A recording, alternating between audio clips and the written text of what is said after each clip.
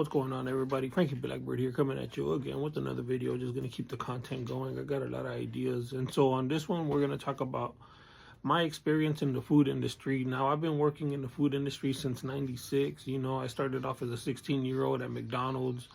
And in the beginning, no matter what, with zero experience, always go in there understanding that you're going to do the grunt work. Okay?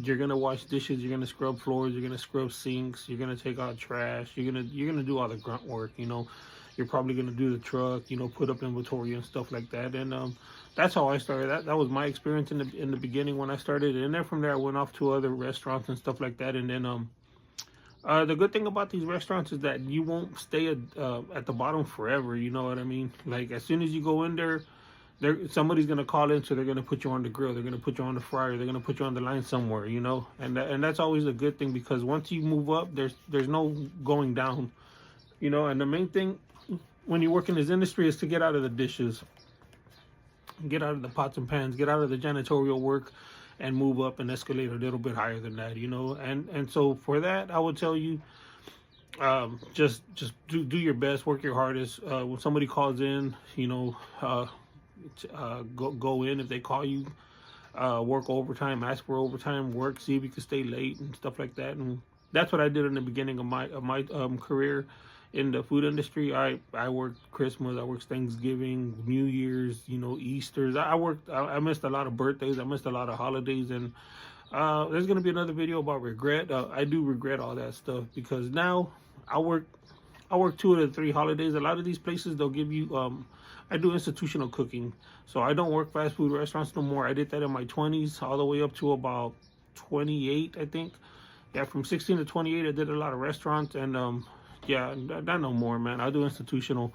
And when I work these restaurants, I would work anywhere from like 4:30, 5:30 in the morning, all the way to like 2, 3 in the morning, you know. And it's a sink or swim business. If you can't handle it, nobody's gonna hold your hand. You know, in the beginning, you know, they'll cruise with you for a little bit, but at the end, that's it, man. You gotta hold your own. And that's the unfortunate reality about these industries and stuff like that. So another thing would be, after that, about 28, I worked at Sonic's for about 2 years, when I was in like 24, 25, something like that. And I worked there, and oh man, like, Sonic was the best time. You know, I met up with one of my buddies from high school, and we just ran the place. You know, it was so much fun. There was games. Have you ever seen that movie Waiting? If you see that movie Waiting with Ryan Reynolds, that's how the restaurant business is. It can be a good time or it could be a bad time. But one thing, there's always going to be characters in there, and everywhere I've worked, there's been interesting characters. And I love the food industry for that, because it always allows you to meet interesting people. And with that, yeah, man, Sonic was one of the best places that I ever worked at. It was a very interesting place to work at. You know, we had a lot of interesting characters. Like I said, we played a lot of jokes. You know, R.I.P. to my homeboy Sal, aka Sin. He was a funny guy. If you ever thought about serving, my friend Sal always told me, when you serve, you put on a mask, and when you put on your mask, you're not the same person that you were before the clock or after the clock. So every day, I don't know how this dude would do it at a fast food restaurant. At Sonic's, yeah, he had a car hopping. He would car hop, and every day, I don't know how he would do it. He would make at least $200. It was crazy. Like, just the way he would work people. I never seen nobody work a mouthpiece the way he did. And every night, it was always party time with that dude. You know, we would go burn that money as soon as it came. You know, that's as fast as it went. And it was a blast. You know, R.I.P. to my homeboy out there and shit. And then from there, I went institutional. You know, I started working at a hospital. And my advice to a lot of you is to get out of the kitchen. Not to get out of the kitchen, but to get out of these restaurant kitchens and move and shift towards institutional cooking. Schools, hospitals, retirement homes, rehabilitation centers, stuff like that, man. Because what you have to understand is that institutional cooking has a schedule. So you're either going to come in at 4:30 to cook breakfast and lunch, or you're going to come in for dinner, which will probably be a little bit after lunch, or with an hour before lunch and dinner. And you're home by about 7, 8 o'clock. A lot of these places I leave, I ain't never left one of these places after 9 p.m. So your schedule will be anywhere from 4:30 to 9 p.m. Yeah, and 9 p.m. is really stretching it, because they usually serve supper or dinner around 5:30, maybe somewhere around there, and it'll take you about an hour and a half to close up. If you got to prep for the next day a little bit for your breakfast, you get about 30-40 minutes. That should be enough. Yeah, so I started doing that, doing a lot of institutional cooking, and then after that, like, that's all I ever did. I worked at like 2-3 hospitals here where I'm from. I worked at about 2 or 3 hospitals. I worked about 6 retirement homes, rehabilitation centers, nursery homes, and stuff like that. And the only thing that you're gonna have a problem with is all the other fucking people that are there, because you might come in as a cook, but these motherfuckers are just people that cook. I mean, they don't care. They say they care, but they don't fucking care. Like, oh man, the worst experience I ever had was when I had to tell a World War II vet because he came up to me and he told me, "Hey Frank, well, what are you making for dinner?" And I had to look this man in the eye. He was a World War II vet. I had to look him in the eye and tell him we're having hot dogs. Ain't that some shit? Hot dogs from a canned chili. I could make chili from scratch.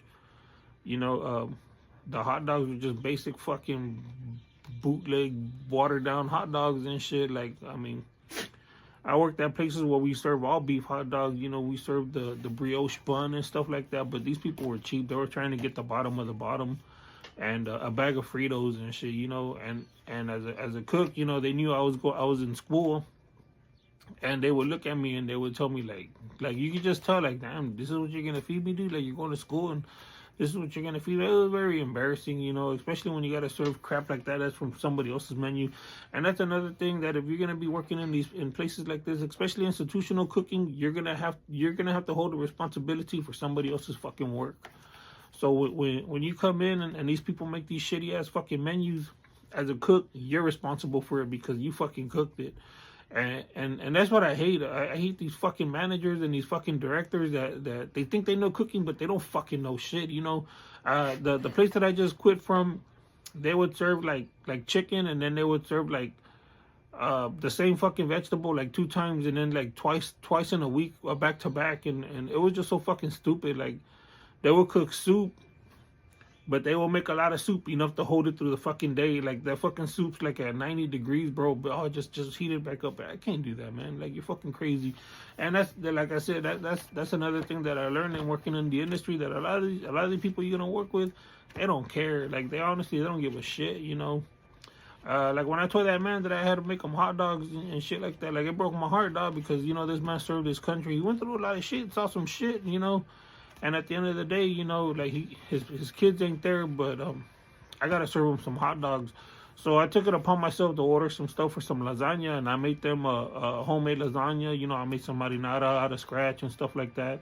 I made the lasagna, and I think I made like zucchini and something else with it, like zucchini and carrots or some shit. I don't even remember.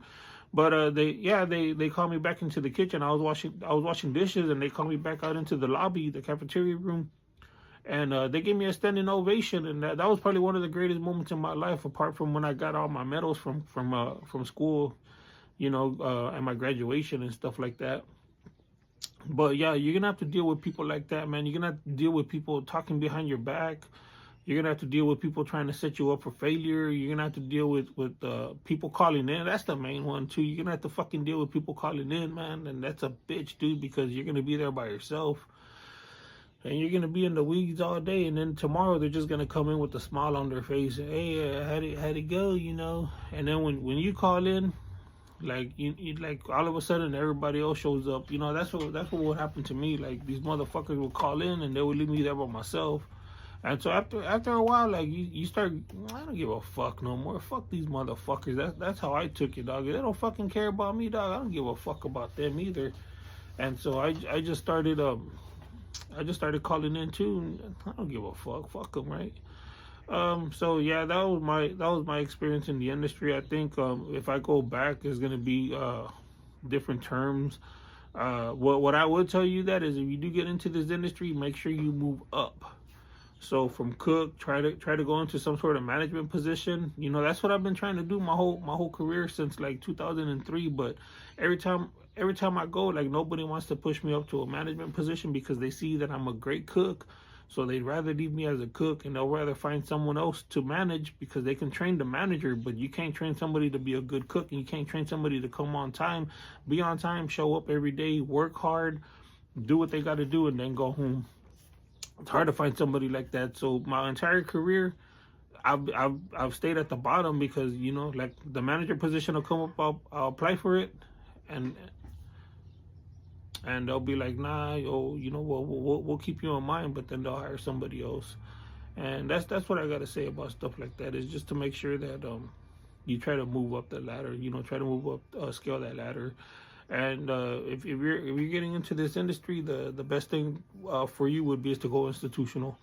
Look for like your local state schools, hospitals, rehabilitation centers, retirement homes, nursery homes, and those will be your best ones, man. Especially like the retirement homes and the rehabilitation centers, because they're lower, they're not ran by big companies and stuff like that. And so you could even try out like your local stadiums and stuff like that. I used to work for my local minor league baseball team here too, so yeah, I got a lot of experience in the kitchen. You know, I trained 2 chefs because apparently I'm not good enough to be a chef, but I'm good enough to train 2 chefs. So I have done that. I've trained countless managers and shit. I've got passed up for managers all the time, and so now I'm just thinking, like, if I go back, you know, it's gonna be very strict terms and stuff like that. And I'm even thinking about just going into my own business, selling food or doing some sort of catering or something like that. But at the end of the day, you know, you're gonna make a lot of sacrifices in this industry, and nobody's gonna care if anything happens to you. You're easily replaceable. I've had a lot of people where they walk out, and at the end of the day, they're just replaced tomorrow, and you're just gonna be a figment of the imagination. And that's the harsh reality of that. Once again, man, you know what? Like, comment, subscribe. Really appreciate y'all for checking out my videos, and hopefully this helps somebody out. I'm gonna do another video. Let's see if I can link it here later on or something. But I'm gonna make a video like how to get started on your first day working in the food industry, how to dress, what to look for, how to schedule your days and stuff like that. Because you worked in one kitchen, you worked in them all. You know, it's all the same. All right, man. I'm out.